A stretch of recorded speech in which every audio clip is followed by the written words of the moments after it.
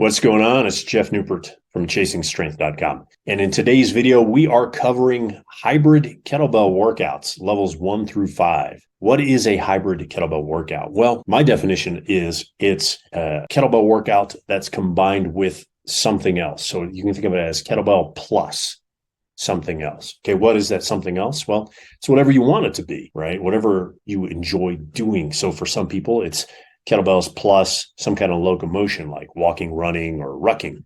For others, it's combining kettlebells with bodyweight exercises. For some sick, twisted individuals, it's kettlebells plus cardio. And then for some sane people, obviously, I'm speaking tongue-in-cheek here, right? Who have a barbell background like I do, maybe it's combining kettlebell work with barbell work, okay? So that's what I mean by hybrid kettlebell training, and that's what I mean by kettlebell plus, okay?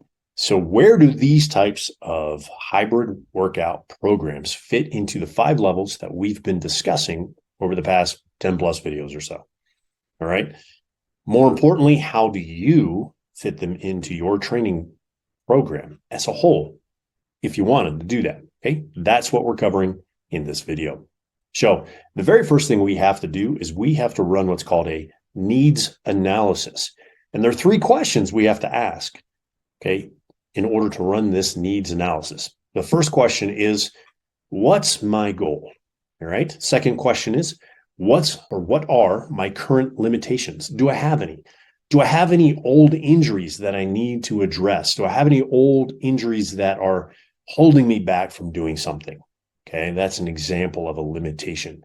Or maybe another limitation would be you only have an hour a week to work out, right? Because you work 2 jobs or 3 jobs or whatever, or maybe you're a single parent, whatever. You get my point. Okay, so what are my current limitations?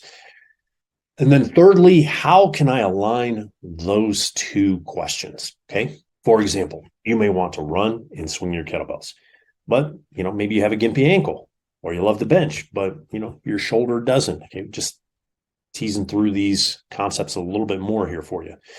Or maybe you're like me and you love to barbell squat, but unlike me, you don't have a bar or a rack at home, and you can only get to the gym once a week. Okay, or maybe you want to add in pull-ups, chin-ups, and pistols. This is what we're talking about when we're talking about hybrid kettlebell workouts, kettlebell plus. Okay. So let's dig in a little deeper here, okay? In the first 2 cases, the gimpy ankle and the sour shoulder, maybe you'd want to pick kettlebell exercises that work around those issues, and if possible, either directly or indirectly strengthen those areas, okay? So what's an example? What would that look like? Well, we'll slap some stuff here, some stuff. That's the specific professional term for exercises on the screen. Okay, so in our gimpy ankle example, you're going to do a level 1 exercise, Turkish get up, and a single leg deadlift, which is a level 2 exercise. In the sour shoulder example, you're going to do a Turkish get up, again, level 1 exercise, and then a military press, right, which is a level 2 exercise. You do these instead of your preferred exercises, and then slowly add your running or your bench press into the rest of the workout. Okay. So in the last 2 cases, or maybe the only 2 cases, you're either going to sub out or add in. Okay. Here's an example of the sub out. For the barbell squat, we're going to sub out. Okay. You're going to sub out the barbell squat for a goblet squat. There's the level 1 exercise. Or you're going to sub out your barbell squat for a level 2 exercise, which would be a single kettlebell front squat or kettlebell held, right? 1 kettlebell held in the rack, either rack. Or you're going to sub out the barbell squat for a level 4 kettlebell exercise, which would be squatting, front squats with a pair of kettlebells, right? So if you prefer squatting more than once a week and you want to strengthen your neural connections for the squat pattern, pick 1 or more of the above and perform it once or twice a week before hitting your barbell squat. Okay, you can do this with any lift if you want. So you find the corresponding kettlebell lifts and you plug them into your schedule's holes. Okay, does that make sense so far? Okay, let's cover some other add-ons. Again, we'll slap this up here on the screen. So you can add on pull-ups, you can add on chin-ups, you can add on pistols, you can add on weighted dips, ring dips, any sort of gymnastics exercise, those types of things. However, This is where things start to get a little tricky. So we have to use some different strategies. Okay. Why? Why are things tricky, and why do we need to add different strategies?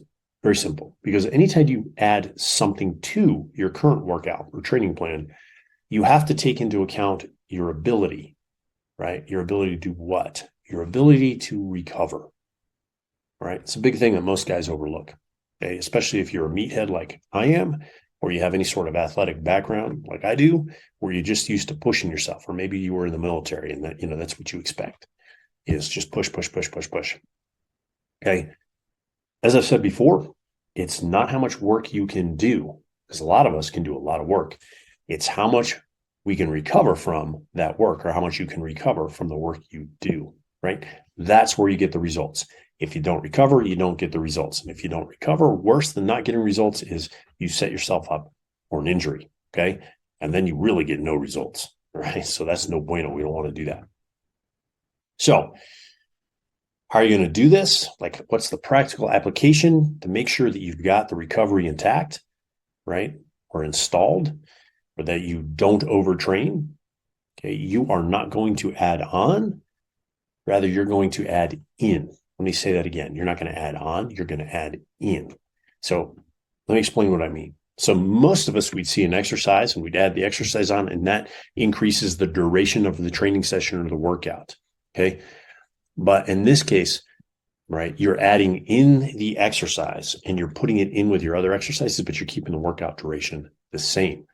And more often than not, what that means is now you're going to have to build a circuit or do supersets or alternating sets. And if you don't know what those are, okay, we discussed those a couple of videos back. I think about 2 videos back. So go back and check that video for the definitions there. Okay. And the reason we do this is it spreads fatigue across the body. Okay. Which means you can still keep your force output, your force production high. Force output, force production, that is the key to making progress. Okay. So an example, right? Let's say you want to add in chin-ups with your clean and press. So kettlebell plus body weight. So instead of doing clean and press, clean and press, clean and press, clean and press, multiple sets of clean and press, you would alternate between sets of clean and presses, okay, and chin-ups. So a set of clean and press, rest, set of chin-ups, rest, set of clean and press, rest, set of chin-ups, rest, go back and forth for the duration that you've determined is the right duration for you, right? 20, 25, 30, 40 minutes, somewhere along there. So here's the key point for you to remember. Your total volume, or the total amount of work that you do for both exercises, will be lower than you expect at first, right? So you cannot compare the total number of sets of clean and presses you did in this particular workout to the total number of clean and presses you did in a clean and press only workout, right? Hopefully that stands to reason, but in case it doesn't, I'll explain it, right? And that's just because you're doing chin-ups in this example. So your focus is split by 50%. So you have an extra exercise you're doing, right? So you can't, by definition, do as many clean and presses as you could if you're only doing clean and presses. Okay. I have to talk about this because I get emails about this, or guys just don't understand why their total work dropped. Okay. This is why.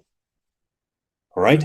Now, another note, right? You could, instead of doing it in one workout, you could switch to what we call an A-B split. Okay, so one training session or workout, you could have clean and presses, and the second training session or workout, you could have chin-ups. Okay, so you would alternate workouts, A, B, A, B.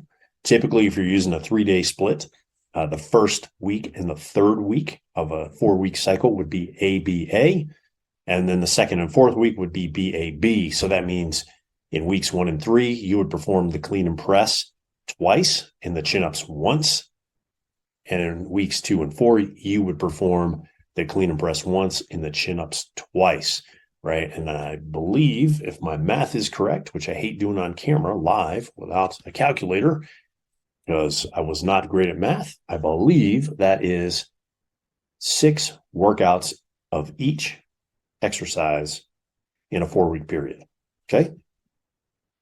Makes sense? So that's the A-B split as opposed to alternating sets. That's another way to set it up. Now, one thing I do want to make note of here is if you're going to if you're going to do the plus or the hybrids, please make sure you don't choose exercises that compete with each other in the same session. So what do you mean, Jeff? Well, an example would be doing clean and presses mixed with handstand push-ups. So don't alternate a set of clean and presses with handstand push-ups. Why not? There's a good pause there, right? You probably thought the camera froze. Right? Why would you not do that? The reason you wouldn't do that is because you're hitting the same muscle groups. Okay, so the effectiveness of the workout is going to be diminished because you're fatiguing the same muscle groups. Okay, so if you want to do it that way, split it up. Use the A-B training template. Okay. Now, personally, professionally, just so you know, I'm a big fan of mixing bodyweight exercises like pull-ups, chin-ups, and pistols. Right, pistols is a single leg squat. In case you don't know what that is. With kettlebell work, right? Especially level 4 and level 5 work. And what's really fascinating is a lot of my clients, especially the over 50 guys, seem to thrive from this particular style of training, right? It gets them really strong, leans them out, but doesn't make them feel wiped out, right? So I think that's pretty much what all of us want. Strong, lean, without feeling exhausted all the time. Now, that being said, what about things like, what about add-ons or, plus, like running or rucking or going for long walks? Well, the same thing is still going to hold true, right? The biggest issue you're going to face is recovery. Now, as you add intensity or effort to the activity, that's going to tap your recovery ability, okay? So kettlebells mixed with walking, not that challenging. Kettlebells mixed with rucking, more challenging. Kettlebells mixed with running, definitely challenging, okay? So my recommendation, if you're going to do this, work on alternating days, all right? So kettlebells, days 1 through 5, your locomotion, like, walking, running, sprinting, rucking on days 2, 4, and 6, and then remember to give yourself 1 day of rest per week, right? Day 7. I think Sunday for most people in the West is a great day off, right? So, it's just weekend, relax, hang out with your family, that sort of thing. So the other caveat here that I just want to point out is if you're going to do this and you haven't done this for a while, start easy, right? There's no shame in going light and going easy for the first couple weeks, right? So don't try and run a marathon or tie your own personal best from when you were 20 or 25, right? God only knows how many years ago that was for you. I mean, I know how many years ago it was for me, and I'm not telling you, but it's been a minute, okay? So let your body grow into this style of training, okay? So I can think of just one exception, right? And the only exception I would make would be what I call restoration work. So that would be things like stretching, mobility work, that sort of thing, right? So if you're going to do restoration work, okay, typically the way you add it on is you would do your warm up, and then you do your kettlebell work, and then you do your restoration work. Again, just like our locomotion example, I would do that on days 1, 3, and 5. And then if you really need to focus on the restoration work, I would make days 2, 4, and 6 restoration work only. All right. So let me say that again. Days 1, 3, and 5, you're going to do kettlebell work with a small amount of restoration, 10, 15 minutes, maybe as little as 5 minutes. You do that on the back end after you do your warm up. And then on days 2, 4, and 6, those are the days you dedicate towards your restoration work. And you do as much of it as you want or feel you need to, right? In many cases, restoration work, more is actually better. It speeds up the restoration process. I think that makes sense. Okay. So hopefully you found this video helpful. If you did, please hit the like button. Feel free to leave me a comment. I'll get back to you usually in 24, 48 hours. And if you haven't hit the subscribe button, hit the subscribe button. And if you found it really useful, send it to a friend and have them like, comment, and subscribe as well. And as always, if you need some ideas for workouts, right? How do you do these hybrid style workouts, these Kettlebell Plus workouts? And not only how do you do these workouts, but how do you turn them into full-fledged programs? I'll leave a link in the description box below for some programming that you can check out. All right. Thanks for watching. Hope you enjoyed watching this video as much as I enjoyed making it for you. And I will see you next time. Until then, stay strong.